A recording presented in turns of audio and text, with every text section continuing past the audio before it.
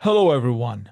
This is the 245th episode of the Soccer Nostalgia Talk Podcast. As always, this is Sean from Los Angeles and the Soccer Nostalgia blog. For this episode, I welcome back Dr. William Huddleston, Assistant Professor in Spanish at Gonville and Caius College at University of Cambridge, as we discuss Uruguay and the 1980-81 Mundialito. Dr. Huddleston is also the Director of Studies in Modern and Medieval Languages at Emmanuel College at Cambridge University. Welcome back, William. Thanks very much for having me. Well, last time you were still a PhD student, so first of all, congrats on your achievement. Thank you. Thank you very much. Well, let's go back in time. What was the state of Uruguay football as we come to the end of the year 1980, going into 1981? It's a bit of a mixed bag. I think the club scene is pretty good. So Nacional have just won the Copa Libertadores in 1980, so a few months before the start of this actual tournament.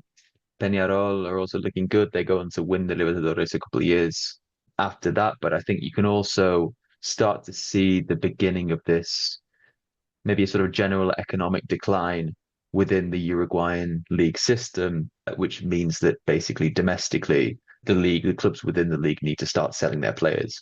Initially to kind of Argentina and Brazil, but then, as we will see a bit later on in the decade, to Europe. But the 1980s is still just about holding on, and Uruguayan teams do win Libertadores tournaments. They win continental competitions over the 1980s, but you can already see maybe the start of this kind of decline.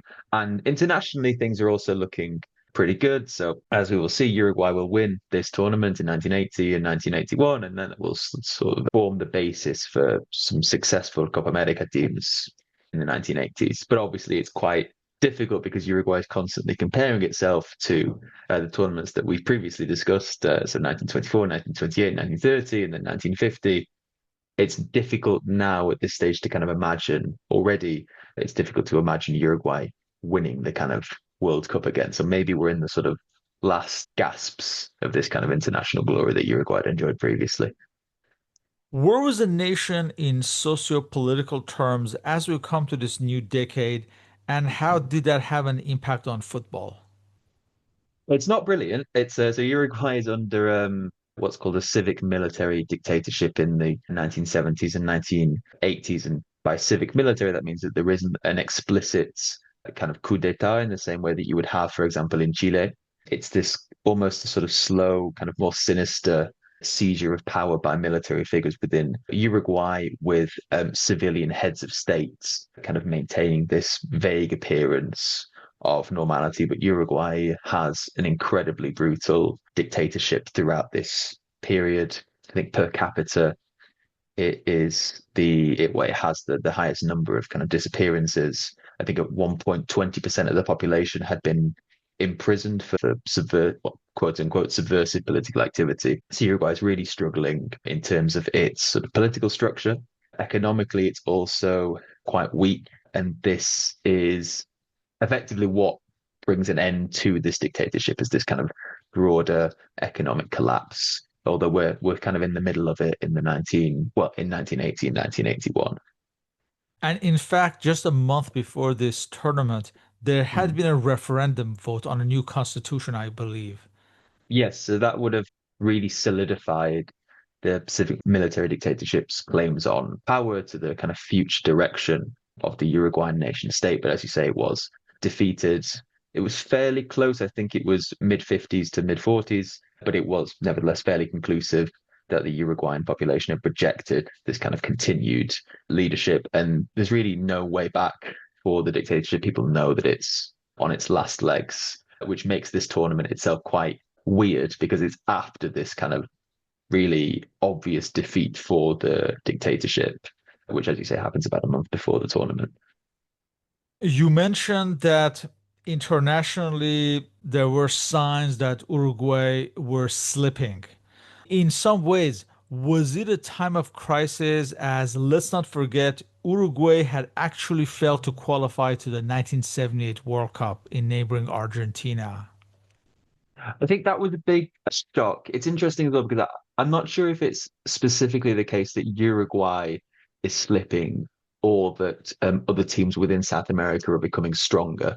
Because historically, Uruguay has enjoyed this kind of privileged position with Brazil and Argentina as the real kind of challengers. And then in the sort of 60s and 70s, you get the rise of other teams.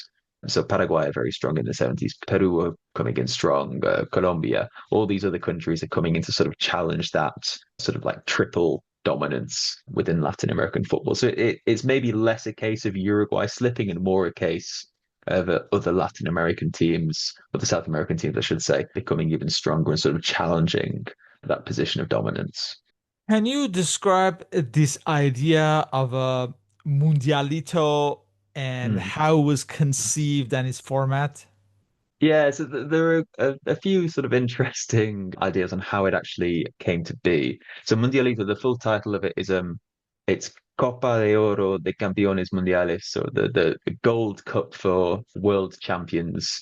And I suppose if you look, we'll start with the kind of marketing material. So it's supposed to be a kind of 50th anniversary tournament for the inaugural World Cup, which was, of course, held in Uruguay in 1930. And the idea is to kind of invite all previous world champions to Uruguay to play this kind of one-off tournament to decide once and for all who is the real kind of world champion. That's the marketing material. More cynically, you can quite clearly see that there is a very obvious sort of propaganda element to it because the Uruguayan civic military dictatorship have been in power officially since the mid 1970s.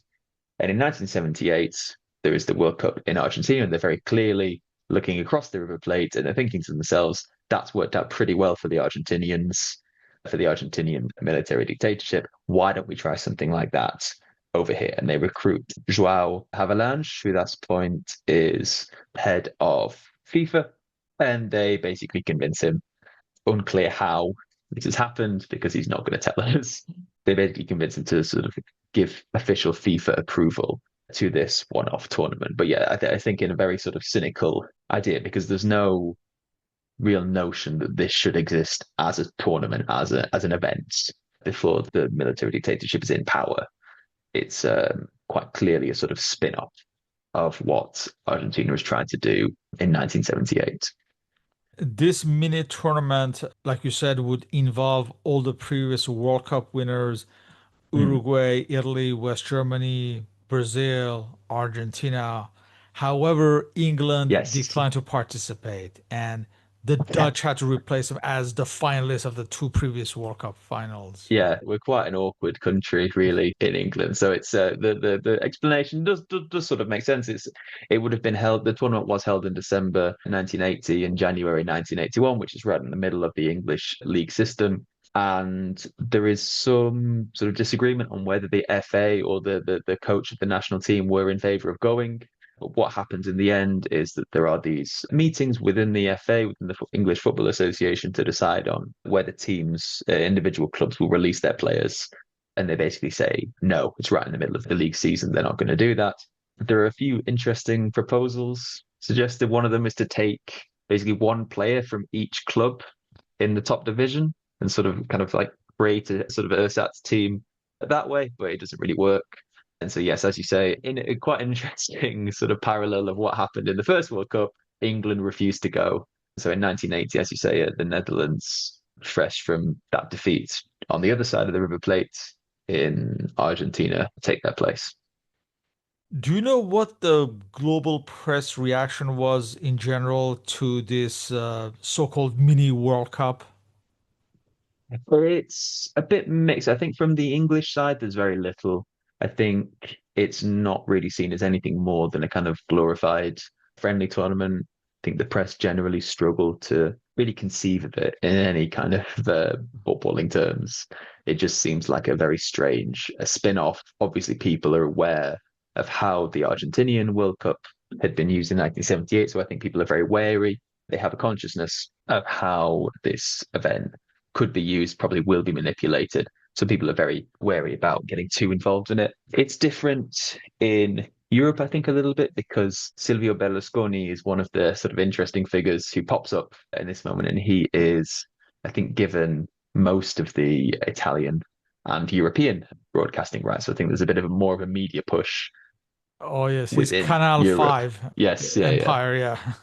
Absolutely. Yes. So there's a bit more of a media push within Europe to take this thing seriously. In Uruguay, of course, it's massive. In South America as well, it's massive. There's huge coverage in Uruguay and Brazil and Argentina at the time. But I think in general terms in Europe, people are maybe a little bit unsure what to make of the tournament when it starts in 1980. Just like Argentina had been under pressure to win the Hmm. 1978 World Cup, do you think there was such an imperative on Uruguay to do the same at home? And it's a very good question. I think a lot of this comes through interviews. There's a fantastic documentary that I'd recommend to all your listeners. It's called Mundialito. It's by a Uruguayan director called Sebastian Bednarek, and he has some very interesting interviews with a lot of the players, and a lot of them talk about the sort of political and social upheaval which is happening in 1980 with this failed plebiscite and this kind of general sense of confusion and unease about what Uruguay is going to be in the future. And so, from that perspective, a lot of them say in these interviews that it became even more important to win to give some sort of sense of kind of continuity and happiness to Uruguay at the time. Although there is maybe the question that arises there of how much they're kind of retro fitting what happens afterwards onto the tournament itself, because there are a few years of major upheaval which follows that. And in fact, wasn't the team in training for like more than 2.5 months for this Oh yeah, tournament? So yeah. it shows how important it may have been. Yeah, absolutely. There's a really interesting contrast between how, for example, Uruguay trains, as you say, they're in what's called a concentración, so well, concentration, this kind of really intense training camp for at least a couple of months. It's in the what kind of we're approaching the South American summer, so it's obviously hot. They're training really hard to get used to the conditions there. There's a contrast between what the Uruguayans are doing and what, for example, the West Germans are doing. It's generally agreed that they basically just turn up. It's in the middle of December in Germany, and they all come to Uruguay. It's lovely weather. They're staying at some beach resort, and they basically just drink for 3 weeks and don't take it that seriously. Can you describe the backbone of this Mm. Uruguay squad, along with their manager, Roque Maspoli, Mm. Rebner, in fact, the goalkeeper of the 1950 World Cup winning side?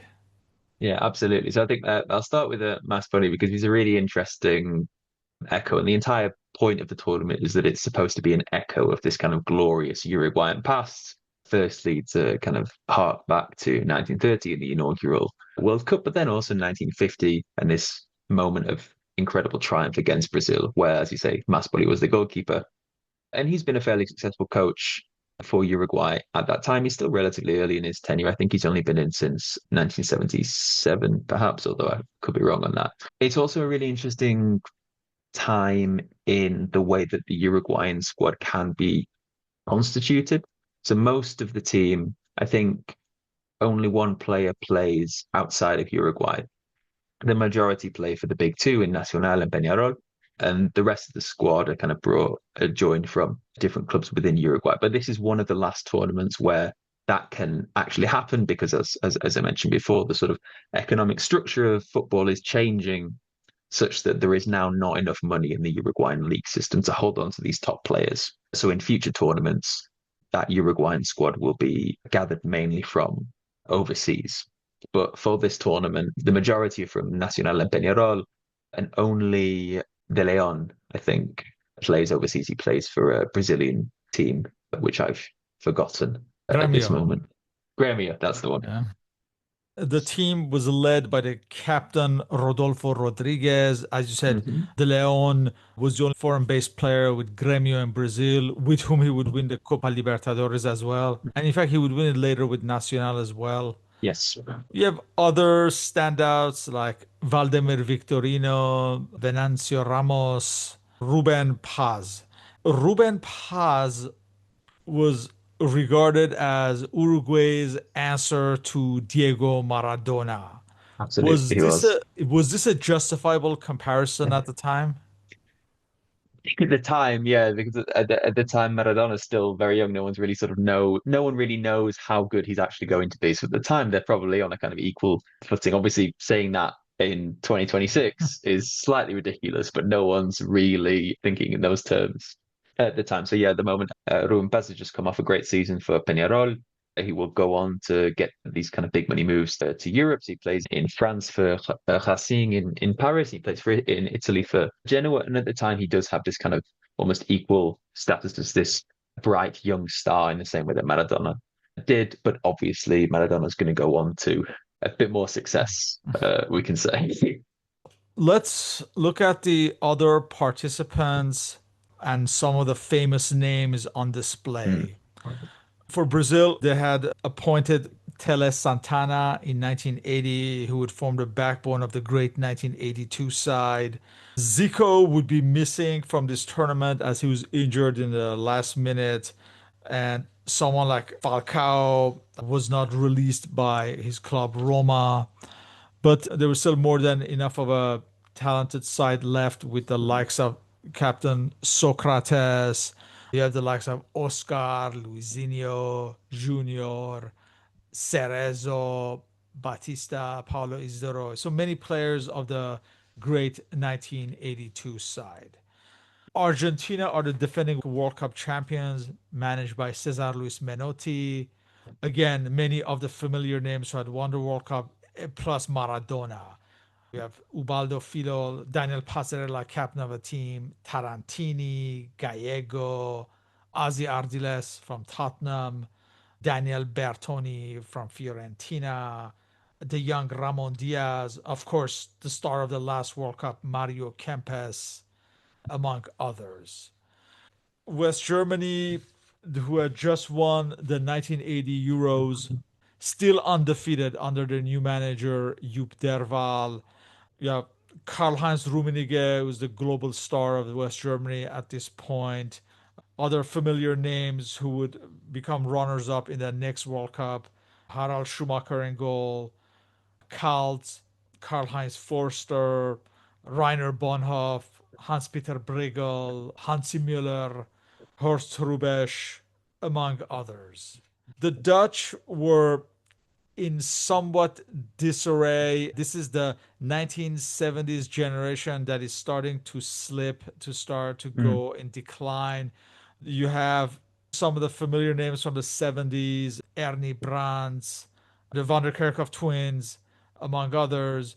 But you also have some new faces. At this point, this season, AZ 67 Alkmaar mhm, would become champions and would reach the final of the UEFA Cup. So you have some players from that team: John Metgod, Pierre Toll, Jan Peters, among others.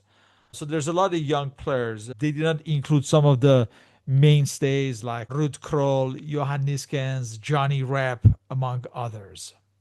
Italy still has Enzo Bearzot as their manager. They have had to deal with the Totonero scandal just a few mhm, months before at the 1980 Euros.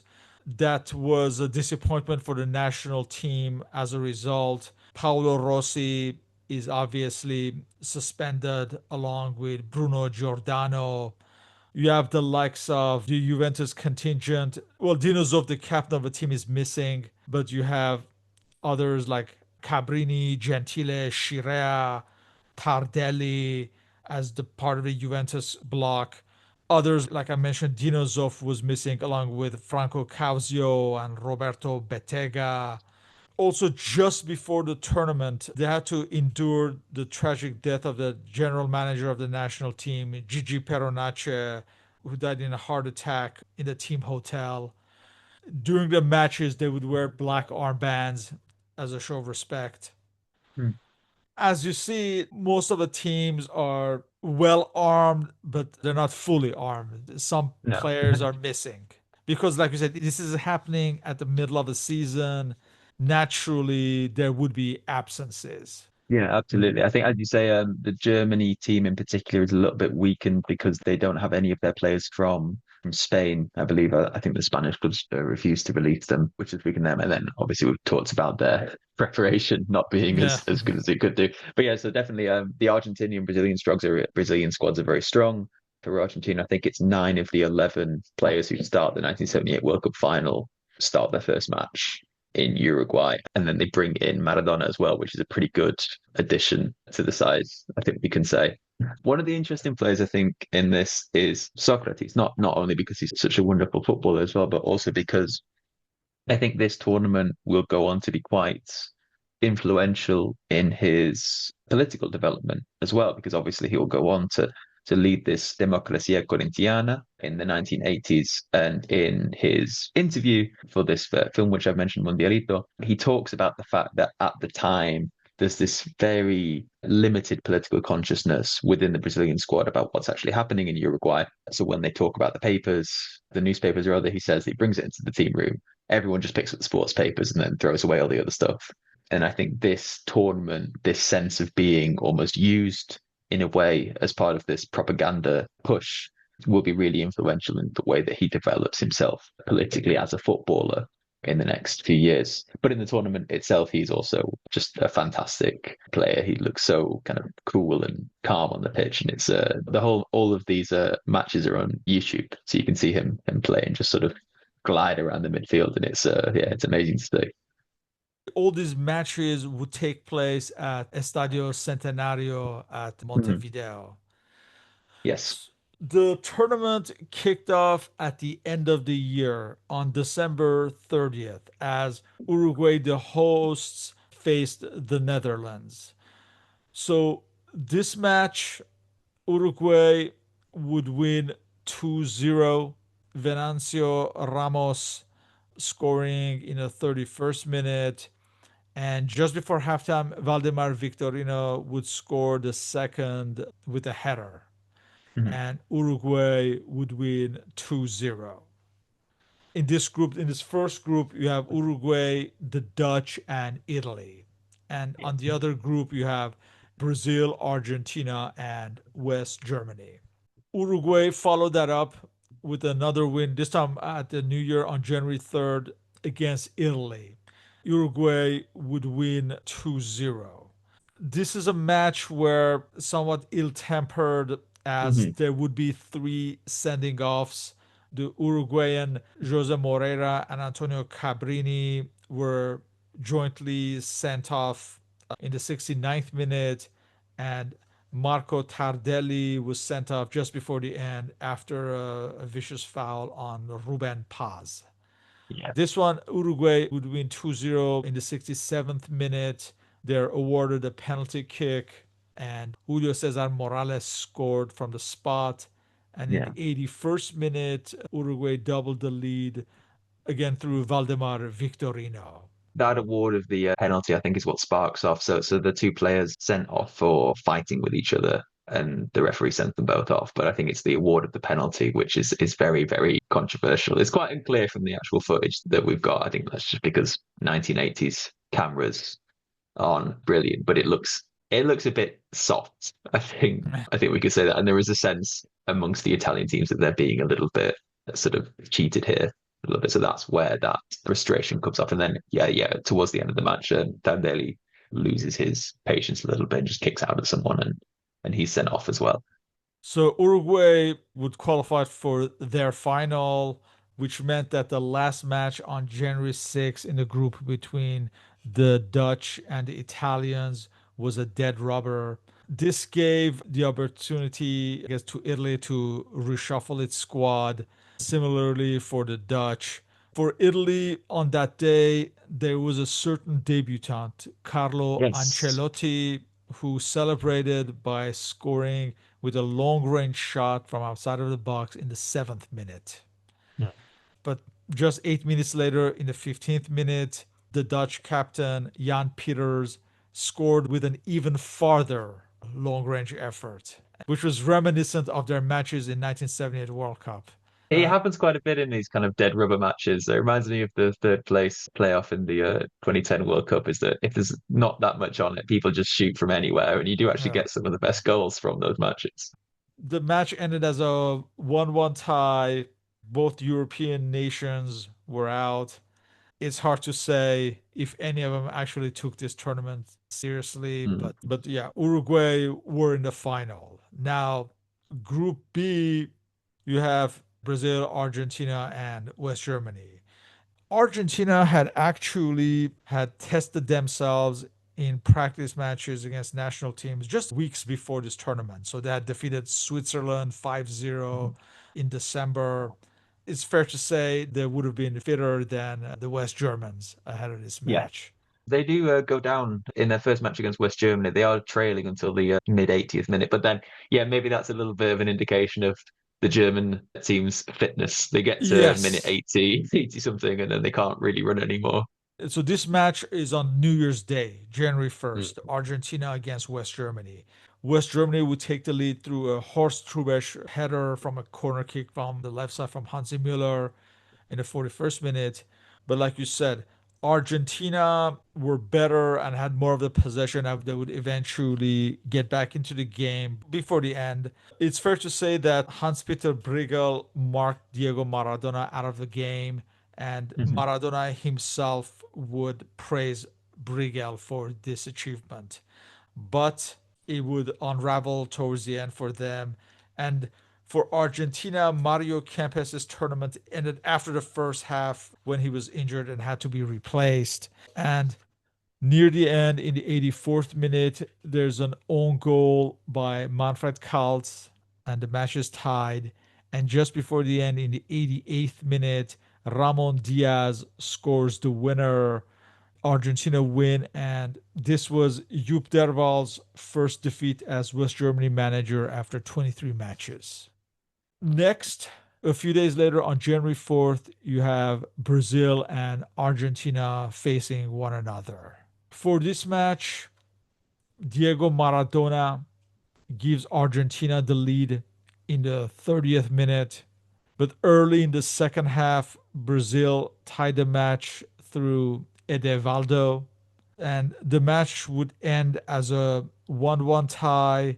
After the final whistle, there was a fight between some of the players. Paulo Isidoro kicked Jose Valencia. Maradona joined in to help. Edevaldo tried to stop Maradona, and then some other players jumped in. So the police had to come and restore order. There was no disciplinary action as the referee was unable to see how the fight had broken out. Yeah, the footage is amazing. It is armed Uruguayan armed police come on and try and separate these players from Yeah. Well, uh, that used to happen players all from the fighting. time back then. If you Well, watch yeah, yeah, 60s, 70s, a lot of times where there would be scuffles and problems on the field, it would always be the armed police who would come in to kind of separate and restore order, so to speak. yeah. To be fair, it does calm things down pretty quickly if someone matches up. At this point, it's still up for grabs in this group, although West Germany are in a weak position after their loss against Argentina. So you have Brazil facing West Germany on January 7th, knowing that they need to score more than 2 goals against West Germany to win this group. For this match, it's a stalemate in the first half, but everything would change in the second half. West Germany in the 54th minute take the lead through Klaus Allofs, but just 2 minutes later, Junior ties the match with a free kick, and then the floodgates are opened. And in the 61st minute, Toninho Cerezo scores the second goal. The much criticized Serginho from the 1982 squad, he scores the third goal in the 76th minute. In the 82nd minute, Zé Sergio scores the fourth goal. Brazil win this match and win the group. So Menotti, after this result, the Argentina coach, because obviously this has knocked Argentina out of the tournament. He doesn't say anything explicitly. I think he says something along the lines of the Germans need to kind of have a look at their conscience. He doesn't specifically Right. say that they threw the match, but he says something like that. He makes an allusion to Right. maybe That the they fact were that they could have. undisciplined. Yeah. Yes, yeah, yeah. Yeah. But then realistically, the German coach says that they didn't deliberately throw the match, but that their preparation wasn't as good as it could be, basically. Right. Menotti said he did not believe that they had lost on purpose, but he felt they were certainly undisciplined. He remarked that the Germans were excellent at man to man marking, but somehow left a lot of space against Brazil. I mean, it's probably what happens if you spend a couple of weeks drinking in Uruguay in the middle of your season. We come to the final. It's a replay of the 1950 World Cup final. Mhm. And yes, I know that was not technically a final. It was the last match in a round robin group, etc., etc. So on January 10th at Centenario, you have Uruguay facing Brazil. Obviously, Brazil had been impressive in their matches, so it was not a guarantee that Uruguay, as hosts, were going to win. But I guess they had to win. I'm sure they were under more intense pressure to win that Brazil might have been. As far as the match itself, Uruguay would take the lead in the 50th minute through Jorge Barrios. Brazil would tie the match in the 62nd minute when Socrates was fouled by Walter Oliveira in the box, and Socrates himself scored from the penalty kick. We come to the last 10 minutes. In the 80th minute, a free kick is taken on the right side by Venancio Ramos. The cross was intended for the near post but was missed. But waiting in the far post was Victorino, Hmm. Valdemar Victorino, who for the third straight match scored the winner, headed in from the close range. Uruguay win this Mundialito. Yeah, Every, this is the middle of Victorino has a very interesting kind of. He has a very good year, so he wins. He scores the final in the Copa Libertadores for Nacional, firstly, and then he scores the winning goal in this Mundialito, and then afterwards he scores the winning goal against, I think it was Nottingham Forest yes. for the 1980 in the Intercontinental Cup. So he has a very good year at this point. And he ends up as a top goal scorer with 3 goals. Although Brazilian Toninho Cerezo was voted as the best player of this tournament. Mhm. As far as Uruguay, the goalkeeper Rodolfo Rodriguez, Hugo de Leon, Martinez, and Krasuski also received a lot of praise for their performances. In the aftermath, what was the general takeaway of this tournament for all concerned? It's interesting. I think a lot of people in Uruguay talk about this sort of need for a bit of a break, effectively. There is such a kind of intense and brutal political climate at this moment. And I think a lot of the people who I've heard interviews from talk about this need. This is amongst the players, especially talk about the need for a bit of a break, a bit of a change. One of the most interesting parts of again this documentary I keep mentioning is they have interviews with political prisoners actually, and they say that they're able to kind of separate the victory of the national team from the dictatorship. And I think a part of that is because we have just had this plebiscite, that we have just had this rejection of the dictatorship. And so people know that the dictatorship is kind of coming to an end. And indeed, there are some amazing scenes after the final of this kind of mingling of the celebrations of the football tournament with this release, the idea that the dictatorship is coming to an end. So Uruguayans in the street are singing "Se va a acabar la dictadura militar," the dictatorship, the military dictatorship is going to come to an end, and that's mingling with these chants for Uruguay. So I think there's a sense of kind of overwhelming joy and happiness, and there's also I think, more of a sense in this tournament than in the 1978 World Cup that people are able to separate this sort of sporting achievement from the presence of the dictatorship because there has already been a kind of national rejection of the dictatorship a month or so before it actually happens. So it's quite an interesting. Some people have written that it's a kind of backfire on the dictatorship. I think that may be a little bit too far, but I would say that it's a bit more of a kind of a separation from the dictatorship. Can you make comparison, I guess, with how the 1930 World Cup Mm, was in a similar vein? It was supposed to celebrate the centenary of the independence, and there was that aura around the mm. tournament, and maybe the organizer, the political class, they were hoping to use that in the same way for this tournament. I think the most iconic images of 1930, or maybe almost like a sort of top down, and then this would be more of a bottom up in terms of the imaginary. And what I mean by that is that in 1930, there's very much a sense that this kind of show, this spectacle internationally is being provided by political and social elites within Uruguay. In 1980, I think the most important, the most impressive images, it's how the crowd is reacting and the crowd sort of singing against the dictatorship. There's this very kind of interesting part when the national anthems are sung. There's a line in the Uruguayan national anthem which is "Tiranos temblad," tyrants must tremble, and it's very noticeable that when the crowd gets to that bit, that's the part that they really, really put all of their energy into singing. So I think in 1980 it was very much a sense of the Uruguayan people are being almost gifted this tournament by their political and sort of social leaders. Whereas in 1980, I think the most iconic images are generated by the crowd themselves. And so that's why I say it's more of a kind of bottom up performance than it would be in 1930. So it's fair to say that politically, this tournament did not have the desired effect it was aiming for. No, not really. It's a weird timing for it, really, because the battle has effectively already been lost. They've already lost this plebiscite. There's no way back from, there's no real way back from it. And people know that, I mean, the dictatorship itself will kind of carry on for another 4 years, but it's coming to an end. And the military leaders are sort of already being forced into this transition back to civilian rule. So people do have this consciousness that it's not actually going to last for that much longer. Of course, that's not to say that it's not brutal and it's not horrendous for another few more years, but there is a sort of end in sight in 1981. As far as the other nations participating, for Brazil, it was a good dry run ahead of the World Cup.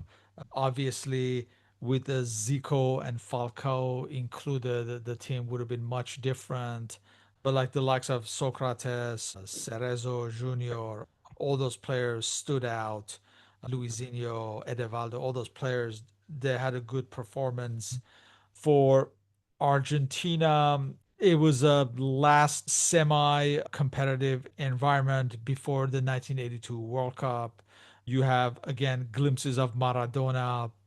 Italy were one of the more disappointed squads. Obviously, there had been the death of Gigi Peronace. There was the refereeing against Uruguay that they criticized. In fact, Enzo Bierzo later stated that if he knew his squad would have been treated so disrespectfully by the hosts, he would not have participated. And he even said that the England manager, Ron Greenwood, had been right and justified to miss this tournament. Mm. So all was not well for Italy. And of course, let's again remind everyone that they were missing Paolo Rossi, who was still suspended. But of course, they would go on and win the 1982 World Cup. The Dutch, like we said, were in disarray. Their manager, Jan Zwartquist, he resigned upon returning home. And of course, it would be many years before they would have another great team with the Hullet Van Basten generation towards the end of the decade. For the West Germans, they tarnished their reputation after their match against Brazil and indiscipline off the field. It was reported that one night Rummenigge, Kalt, Hansi Müller, and Brigel had broken curfew and left the team hotel and gone out. Of course, they were reprimanded. It was also alleged by sources at their hotel that the West German players had drunk as much as 1,200 bottles of beer during their stay. Yeah. I'm thinking, how is that possible in, let's say, a week or 2 weeks that they're staying? I mean, that's a I can say from crazy. personal experience, it's Uruguay is a wonderful place to hang out and meet new people. So they had a nice break in the middle of their season. Yeah, it was vacation for them, I guess. Yeah, Yeah. exactly. Yeah. I think it's fair to say this tournament maybe has evolved into the Confederations Cup these days as kind of like a dress rehearsal for a World Cup, for future World Cups.